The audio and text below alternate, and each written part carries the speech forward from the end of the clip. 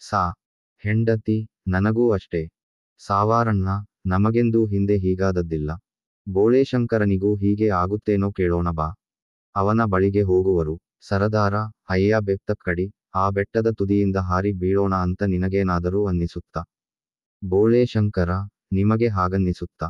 ಸರದಾರ ನಮಗೆಲ್ಲರಿಗೂ ಹಾಗನ್ನಿಸುತ್ತ ಇದೆ. ನಿನಗೂ ಅನ್ನಿಸ್ತಿದೆಯೇ? ಬೋಳೇಶಂಕರ ಇಲ್ಲವಲ್ಲ.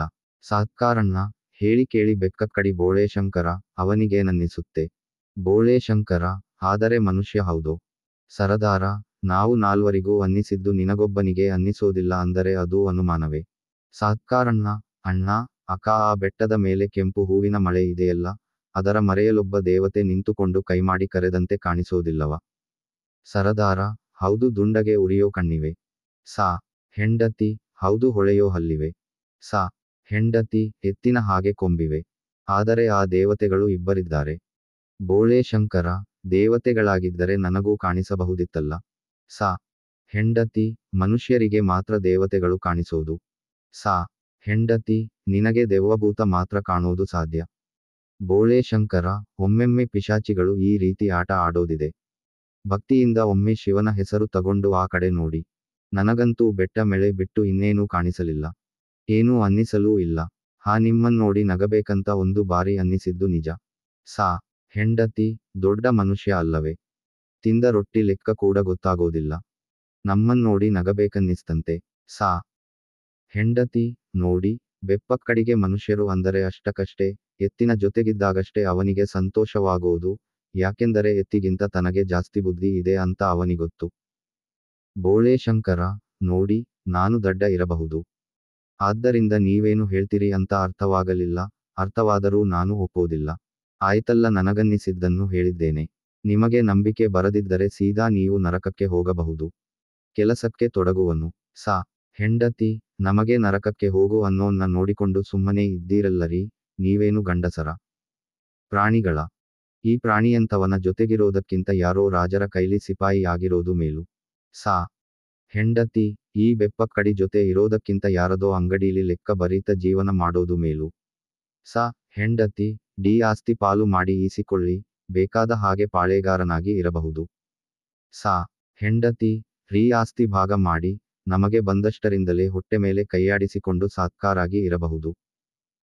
ಸರದಾರ ಅಯ್ಯ ಕಾಮಣ್ಣ, ನಮಗಿರೋ ಆಸ್ತಿ 3 ಭಾಗ ಮಾಡಿ 1 ಭಾಗ ನನಗೆ ಕೊಡು, ಎಲ್ಲಾದರೂ ಪಾಳೇಗಾರಿಕೆ ಮಾಡಿಕೊಂಡಿರುತ್ತೇನೆ.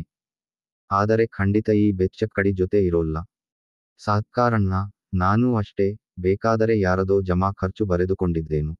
ಈ ಬೆಪ್ಪಕ್ಕಡಿ ಜೊತೆಗಿರೋದಿಲ್ಲ.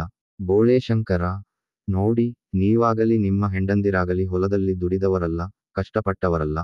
ಸಾ ಹೆಂಡತಿ ಅಂದರೆ ನಿನ್ನೊಬ್ಬನ ಕಷ್ಟದಿಂದಾನೇ ನಾವೆಲ್ಲ ಬದುಕಿದೆವು ಅಂತಲ ನಿನ್ನ ಮಾತಿನರ್ಥ.